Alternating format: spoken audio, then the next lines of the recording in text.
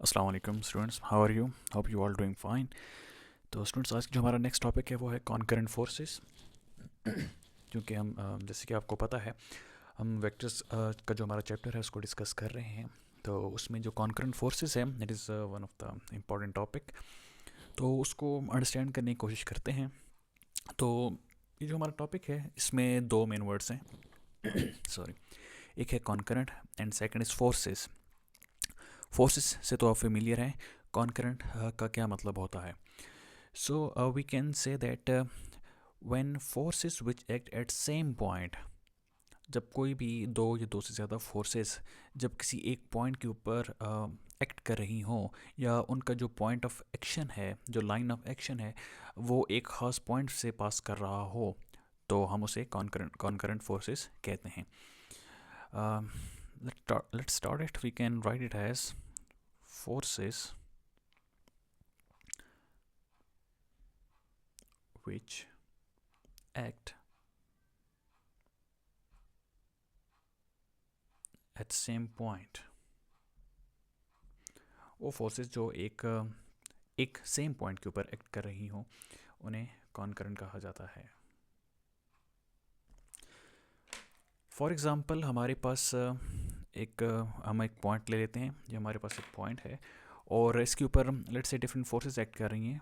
एक फोर्स है जो कि इस डायरेक्शन में एक्ट कर रही है, दूसरी फोर्स इस डायरेक्शन में, and we have a third force which is acting on this direction. So इसको F1 कहते हैं, इसको F2 कहते हैं, इसको F3 कहते हैं। तो आप लोग देख सकते हैं कि ये जितनी भी जो तीनों हमारे पास तीनों फोर्सेस हैं, F1 F2 F3, ये सारी जो हैं एक इस डॉट के ऊपर, इस पॉइंट के ऊपर एक्ट कर रही हैं। कैसे? अगर हम इनको बैकवर्ड ड्रॉ करते हैं तो आप देख सकते हैं कि ये तीनों फोर्सेस जो हैं वो एक ही पॉइंट से पास करती हैं। तो वो फोर्सेस जो एक ही कॉमन पॉइंट से पास कर रही हैं उनको कॉनकरेंट फोर्सेस कहा जाता है। तो इसको हम यहाँ पे लिख भी देते हैं। Here F1 F2 and F3 are concurrent forces। ठीक है?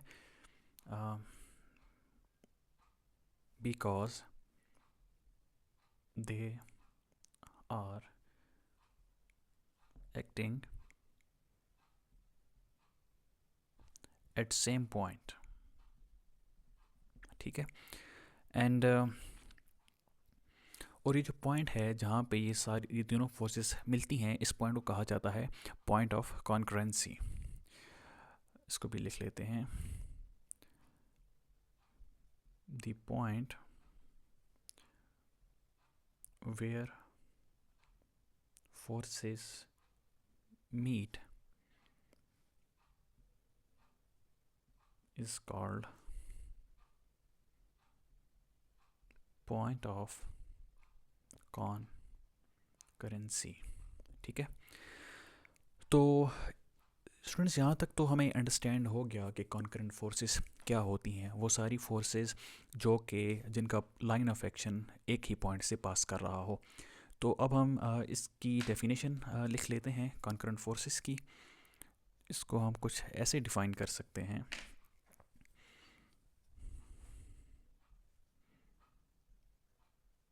Forces that act simultaneously at the same point or have a common point of intersection। ठीक है? ये इसकी एक डेफिनेशन होगी कि forces that act simultaneously, simultaneous का मतलब होता है at the same time, at the same point और have a common point of intersection. वो फोर्सेस जो एक ही टाइम के ऊपर, एक ही पॉइंट के ऊपर एक्ट कर रही हों, या उनका एक ही कॉमन पॉइंट ऑफ इंटरसेक्शन हो।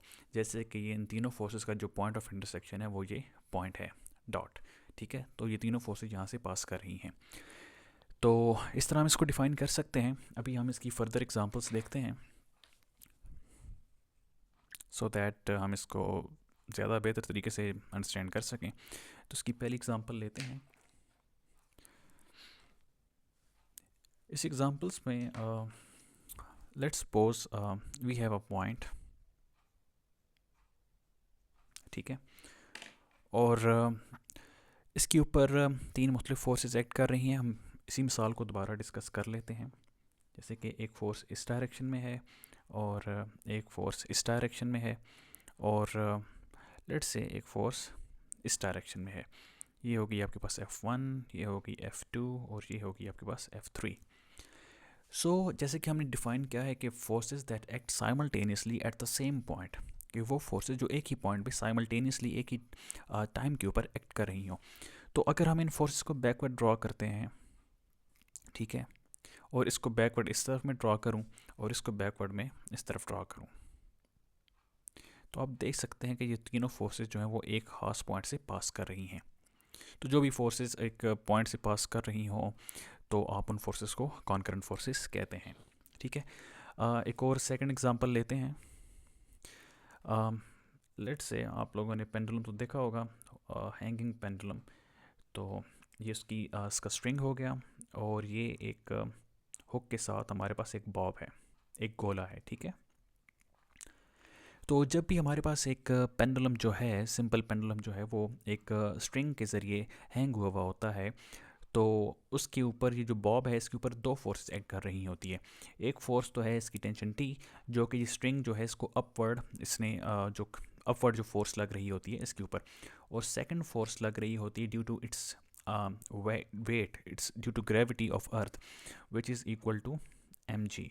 सो जो दोनों फोर्सेस हैं टेंशन टी और mg, ये दोनों एक दूसरे को बैलेंस करती हैं।